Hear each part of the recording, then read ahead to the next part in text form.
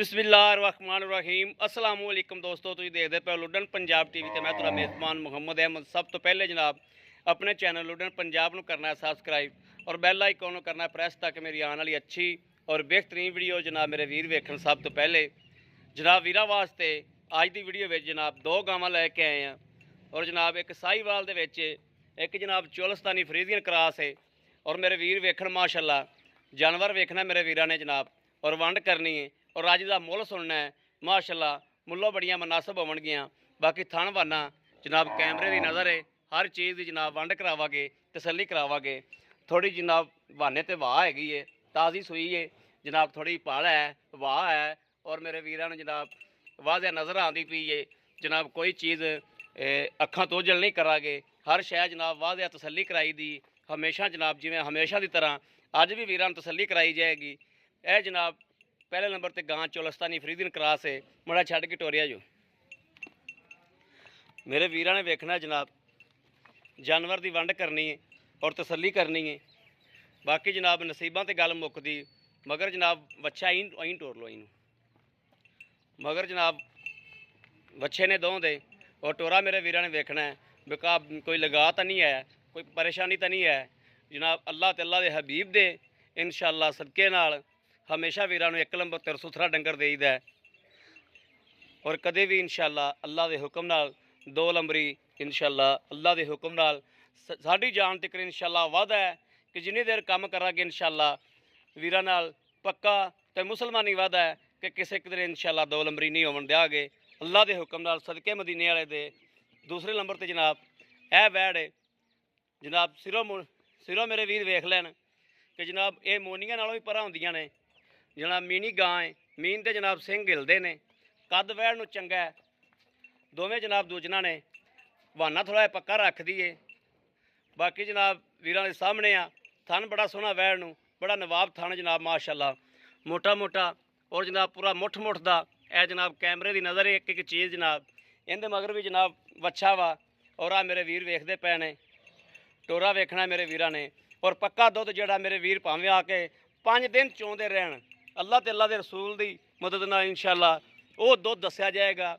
जिहड़े मेरे वीर चौंदे रहन, चोवन आके तसलियां करन और कच्चियां गावां सूईयां ने 3 दिनां दियां 5 दिनां दियां।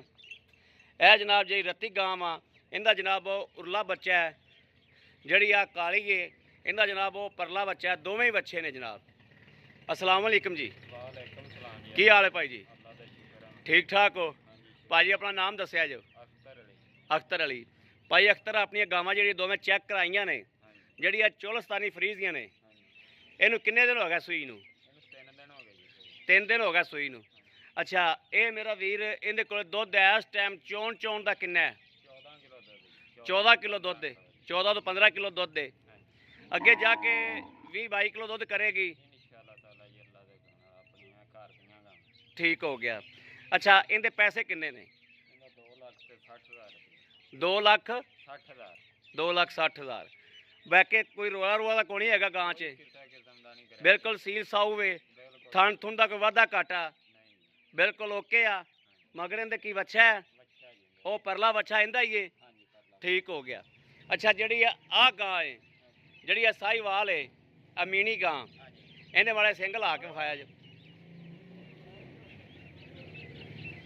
है जनाब मेरे वीर वेखते पे सिंह हलते हैं दोवें मीन दे। ठीक हो गया।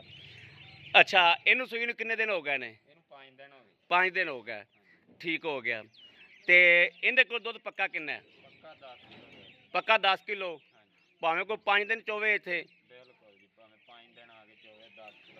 इहदा भी पक्के जे पैसे दस दिओ भी इन्ने पैसे ने? 1,75,000 रुपया। अच्छा, इन्होंने दोवां गावां दे विचों प्यार मुहब्बत हो जाएगी अल्लाह दे हुक्म नाल इंशाअल्लाह, मदीने वाले सदके इंशाअल्लाह। ठीक है भाई परवेज अख्तर, ठीक हो गया। लो जी मेरे वीरां दे सामने जनाब दोवां डंगरां दी जनाब वीरां नूं तसल्ली कराती है और किसी भी वीर भरा नूं जनाब पसंद होवन, दोवें पसंद होवन, एक पसंद होवे जनाब राबता कर सकते हैं 0307 00 15 881। दूसरा नंबर जनाब जोंग दा वा 0310 61 97 0310 61 97 652। ये जोंग का नंबर है, इन ते मेरे वीर राबता कर सकते हैं। ਬਾਕੀ ਜਨਾਬ ਉਮੀਦ ਕਰਾਂਗੇ ਸਾਡੀ ਅੱਜ ਵਾਲੀ ਵੀਡੀਓ ਸੋਹਣੇ ਹਬੀਬ ਦੇ ਸਦਕੇ ਨਾਲ ਮੇਰੇ ਵੀਰਾਂ ਨੂੰ ਪਸੰਦ ਆਵੇਗੀ। ਪਸੰਦ ਆਵੇ ਕਮੈਂਟ ਲਾਈਕ ਸ਼ੇਅਰ ਆਪਣੇ ਵੀਰ ਨੂੰ ਜ਼ਰੂਰ ਮਾਰਦਾ ਰਹਿਣਾ ਹੈ, ਤਾਂ ਕਿ ਤੁਹਾਡਾ ਵੀਰ ਤੁਹਾਡੇ ਵਾਸਤੇ ਬਾਹਰ ਫਿਰ ਕੇ ਅੱਛੇ ਤੋਂ ਅੱਛਾ ਜਾਨਵਰ ਲੈ ਕੇ ਜਨਾਬ ਵੀਰਾਂ ਵਾਸਤੇ ਹਾਜ਼ਰ ਹੁੰਦਾ ਰਹੇ।